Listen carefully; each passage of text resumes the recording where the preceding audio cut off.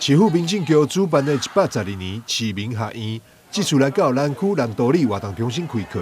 由静心新奇安排师资，教导民众制造手工精油皂。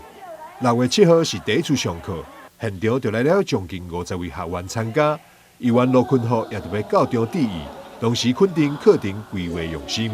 我感觉这个活动要多在社区里面办，好家老人、一个长辈会当家己 DIY， 家己使用的物件是家己制作出来，这非常有疗愈的。而且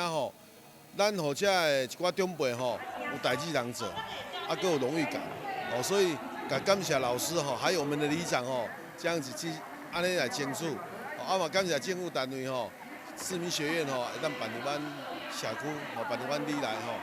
112年度市民学院总共规划了5周16点钟的课程，除了教导精油皂制作，也分享各种美容保健知识。这16小时的课程，除了说我们可以做一些扩香的精油皂，还有说洗脸的，还有说洗头的头皮皂，还有做一些像礼盒类的，像我们会给市民他们做一些比较舒压，因为作为就其实社区的年长的那个比较多，那年长的妈妈爸爸他们都很喜欢做这种舒压课程，自己手做 DIY， 除了可以疗愈以外，还可以做一些像斜杠啊，我们以后可以做一些礼盒啊。那所以说，我们这次有教一些像节庆的礼盒，比如说端午节、母亲节礼盒，还有大吉大利的年终礼盒。1年1度所开办市民学院创意生活芳香精油 DIY 使用课程，手工精油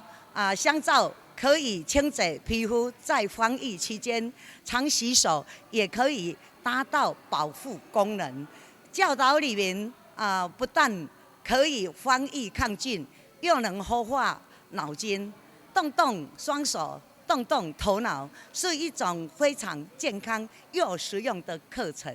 除了这次第一堂课，另外在6月14、6月21、6月28以及7月5号，分别在南都里活动中心，还有保健相关的课程，内容丰富。